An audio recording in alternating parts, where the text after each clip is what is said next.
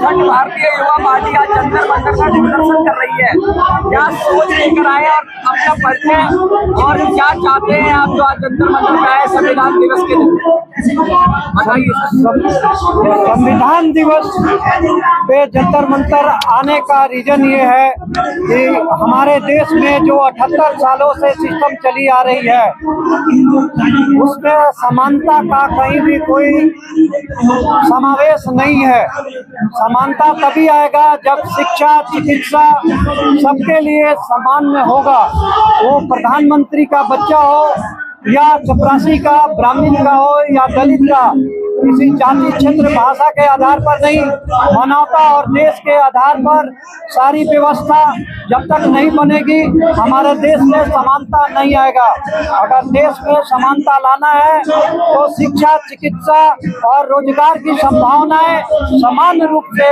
लेकिन लगातार सरकारी शिक्षा व्यवस्था में समानता तो है ही सर, क्योंकि एक स्कूल में, सरकारी स्कूल में चाहे वो वीआईपी का बच्चा पढ़ा लो चाहे गरीब का बच्चा पढ़ा लो, तो उसमें दिक्कत क्या है? नहीं है। अगर ऐसी व्यवस्था है तो फिर यह प्राइवेट में भीड़ क्यों है? हमारी व्यवस्था सुदृढ़ नहीं है। अगर ग्राउंड स्तर पे, पंचायत स्तर पे, वार्ड स्तर पे सरकारी स्कूल और सरकारी हॉस्पिटल सुदृढ़ रहे तो किसी को प्राइवेट में जाने की जरूरत ही नहीं पड़ेगी। किताब और दवा बेचने की चीजें नहीं है। तो इसमें ये भी हो सकता है कि लोग प्राइवेट में इसलिए जा रहे हैं क्योंकि सरकारी व्यवस्थाएं नाकाफी हैं, तो प्राइवेट अच्छा काम कर रही है ये भी कहा जा सकता है। प्राइवेट क्या कर रही है वो मुझे लेना देना नहीं। आप सत्ता में बैठे हो, सरकार क्या कर रही है वो लेना देना है। सरकारी सिस्टम क्या कर रहा है वो लेना देना है। आप ये कहना चाह रहे हो कि सरकारी सेवाएं दुरुस्त होनी चाहिए, अच्छी होनी चाहिए? बिल्कुल बिल्कुल। सरकारी शिक्षा चिकित्सा व्यवस्था अगर सुदृढ़ होगी तो यह प्राइवेट जाने की जरूरत ही नहीं पड़ेगी। अच्छा, ये प्राइवेट जो व्यवस्थाएं हैं क्या सिर्फ आप शिक्षा और स्वास्थ्य के क्षेत्र में ही मांग रहे हैं, क्या और जगह से भी आप विरोध कर रहे हैं इसका? नहीं, मैं ग्राउंड स्तर पे इन चीजों को, शिक्षा चिकित्सा मतलब दवा और किताब कई कंट्रियों में बिकाऊ नहीं है। हमारा कहना है कि जनता द्वारा चुना हुआ नेता का बेटा का व्यवस्था अलग होता है, नेता का व्यवस्था अलग होता है। कोई सिंगापुर जाकर इलाज कराता है और हमारे दिल्ली में बोलते हैं कि शिक्षा चिकित्सा ठीक कर दिया, मोहल्ला क्लिनिक इनका इलाज है, उनका इलाज मोहल्ला क्लिनिक में होता है क्या? जवाब है आपने लिखा, दवा और किताबें बाजार में बिकनी नहीं चाहिए। बिल्कुल बिकनी नहीं चाहिए। तो क्या किताबों पर रोक, शिक्षा पर रोक लगाएंगे आप? क्या नहीं, क्या कोई अगर पढ़ना चाहता है किताब और पैसा देना चाहता है तो ये तो उसके अधिकार का हनन हो जाएगा। नहीं, हमारी सरकारी व्यवस्था में इतनी व्यवस्था होनी चाहिए कि जो पढ़ना चाहे उसको 1 रुपया भी, जो भी जितना पढ़ना हो खर्च करने की जरूरत ना पड़े। इससे क्या है, किताब बिके ना, किताब रहे बाजार में लेकिन बिकने नहीं चाहिए, बिकनी नहीं चाहिए, सरकारी व्यवस्था से होनी चाहिए, वो मिलनी चाहिए, मिलनी चाहिए। आप ये कहना चाह रहे हो, आप ये किताबों के विरोधी नहीं हो? नहीं, किताबों के विरोधी, लेकिन किताबों की बिक्री के विरोधी हो। बिक्री, शिक्षा चिकित्सा बिकाऊ होना ही नहीं चाहिए सर, ये मानवता के खिलाफ है। दवा बेचने की चीजें नहीं है, न्याय के बारे में क्या कहेंगे? न्याय के बारे में क्या कहेंगे सर? न्याय हमारे देश में वकील है, 25-25 लाख सुप्रीम कोर्ट में एक वकील की फीस है, क्या कहेंगे? न्याय व्यवस्था हमारे देश में है ही नहीं। न्याय व्यवस्था अगर तत्क्षणिक ना मिले उसको न्याय नहीं बोल सकते आप। न्याय व्यवस्था नहीं मिल सकता। न्याय व्यवस्था सुदृढ़ करना है तो आपको न्याय की अवधि सुनिश्चित करनी होगी, स्पॉट इंक्वायरी करवानी होगी। जस्टिस डिनाइड की बात कर रहे हैं आप? बिल्कुल बिल्कुल। अच्छा, ये इतनी आप मुद्दे हैं बड़े बड़े वैचारिक स्तर पे तो मजबूत लग रहे हैं, तो अपने संगठन को, अपनी पार्टी को कैसे मजबूत करेंगे? क्या योजना है आपकी? हमारे पार्टी को मजबूत करने का एक ही है, हमारी विचारधारा। हम जनता के बीच ग्राउंड स्तर पे जा रहे हैं, जाते रहेंगे। 16 जनवरी से दिल्ली में पूरा दिल्ली का पैदल मार्च करने वाले हैं। उसके बाद रामलीला मैदान में एक बड़ा संबोधन होगा पार्टी का, जो आने वाले समय पे घोषित किया जाएगा। अभी 16 जनवरी से पूरे दिल्ली में पैदल मार्च का प्लान किया गया है, जो हम लोग पब्लिक के बीच जाएंगे, अपनी विचारधारा को रखेंगे।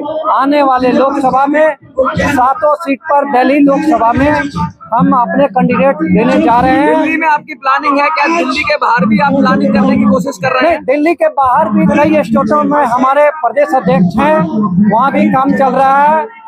पंजाब में है, अभी हिमाचल की नियुक्ति की है हमने, बिहार में है। हाँ, 10 स्टेटों में हमने नेटवर्क फैलाया है। आगे चल के पूरे इंडिया में हमारे मतलब नेटवर्क होंगे, वो आपको एक एक करके बताया जाएगा। देश में देश के अंदर अडल्ट्रेशन बंद होनी चाहिए। दूध में मिलावट है, आटे में मिलावट है, सब्जी में मिलावट है, ये बिल्कुल सरासर चीजें है। फास्ट फूड में मिलावट है, अडल्ट्रेशन मिलावट को कम करना चाहिए और समानता चाहिए देश के अंदर। अच्छा, एक बात और पूछना चाहूंगा, आपने कहा है ब्राह्मण हो या दलित, एक व्यवस्था होनी चाहिए। क्या 2 व्यवस्थाएं हैं देश में? बिल्कुल व्यवस्था है सर। कैसे? सरकारी व्यवस्था में जाति क्षेत्र भाषा का जिक्र होना ही नहीं चाहिए। जाति क्षेत्र भाषा की मानवता और देश के प्रति जो अधिकता है इसमें जाति कहाँ कहते हैं? वो तो कहते हैं वर्ग कहते हैं। ओबीसी, अब जाति तो हटा दिया है, ओबीसी हुआ है, एसटी हुआ है, एससी। जरूरत नहीं है सर। ये लोग जो है ना, लोगों को बेवकूफ बना रहे हैं। जो लोग जाति क्षेत्र भाषा की विकास की बातें करते हैं, वो विकास एक्चुअली में करना ही नहीं चाहते। उनका विकास का उद्देश्य ही नहीं है, उनका रोटी सेकने का उद्देश्य। क्योंकि जाति क्षेत्र भाषा से नहीं, मानवता और देश की सुरक्षा से। प्रधानमंत्री जी भी यही बात करते हैं। अरे सर, प्रधानमंत्री, अब मैं किसी पर लांछन नहीं लगाऊंगा। 78 सालों से क्या हो रही है उस पर बातें नहीं करने आए हैं। हम क्या करना चाहते हैं और क्या होनी चाहिए वो बात रखने आए हैं, और उसको रखने की जरूरत है। आपको तो नहीं लगता कि इस जो राजनीति, जो पूरी जाति व्यवस्था में राजनीति चल रही है, उसमें आप कमजोर पड़ जाएंगे कहीं? क्योंकि कोई ना कोई जाति पढ़ने दीजिए ना।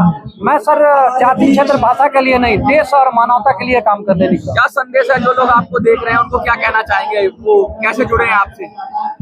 अगर रियली में समानता चाहते हैं, देश का विकास चाहते हैं, जाति क्षेत्र भाषा से ऊपर उठकर पूरे ब्रह्मांड, पूरे प्रकृति को लेकर संतुलित करके विकास करना चाहते हैं, तो अखंड भारतीय युवा पार्टी से जुड़े। क्योंकि इसी में देश और पूरे ब्रह्मांड की मतलब ब्रह्मांड का कल्याण है। ऐसा नहीं है देश का, पूरे ब्रह्मांड की बात करता हूँ मैं। क्योंकि जब तक कहीं ऐसा तो नहीं लगता कि पॉलिटिकल पार्टी की जगह आप आध्यात्मिक पार्टी बना ले गई, क्योंकि आध्यात्मिक में चले जाइए, क्योंकि पॉलिटिक्स में तो सब करना पड़ता है, साम दाम दंड भेद। नहीं करेंगे क्या साम दाम दंड? नहीं, अपने को समानता लाना है, मानवता लाना है। राम राज रियल क्या होता है? राम राज में सर व्यवस्था अलग कैसे हो सकती है? हमें राम राज लाना है। कुछ लोग तो कह रहे हैं जो राम को लाए हम उनको लाएंगे, क्या वो राम को नहीं लाए? या राम को लाया जा सकता है? राम राज लाना और राम मंदिर बनाना, राम मंदिर बना है भाई, इसका मतलब उनका मतलब ठीक है, अच्छी बात है। राम मंदिर, राम जन्मभूमि था, वहाँ बननी चाहिए थी, लेकिन ये राम राज नहीं है। राम राज में असमानता क्यों? राम के नाम पर राज है, क्या कह रहे हो आप? क्या ये कहना चाहते हो कि राम का नाम लेकर राज किया जा रहा है? बिल्कुल सही है। राम के राज पे नाम पे राज्य नहीं होना चाहिए, राम राज आनी चाहिए। अब वो तभी आएगा जब सबके लिए एक समान व्यवस्था हो। बहुत बहुत शुक्रिया आपका। ये हमारे प्रदेश अध्यक्ष है राजेंद्र शर्मा जी, दिल्ली के। आप इनसे आगे की बात। पिछले 4 महीने से क्या कहना चाहेंगे आप? आज सबसे पहले मैं अखंड भारतीय युवा पार्टी के माध्यम से संविधान दिवस पर सबको हार्दिक धन्यवाद देता हूं, और ऐसे आशा करता हूं कि हमारे समाज में न्याय प्रक्रिया में एक सुधार की आवश्यकता है।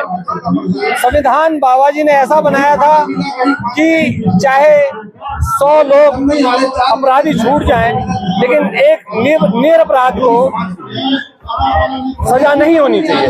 लेकिन हो उल्टा उसका रहा है, अपराधी तो छूट ही रहे हैं, वो तो कोई शक नहीं है, लेकिन जो सजा मिल रही है वो भी निरपराध को ही मिल रही है, और समय बहुत लगता है।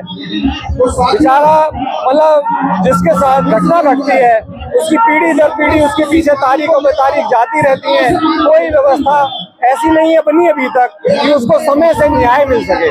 और सबने ही कहा है, हजारों लाखों बार कहते आ रहे हैं लोग बाग कि जो समय से मिला हुआ न्याय भी अन्याय ही है।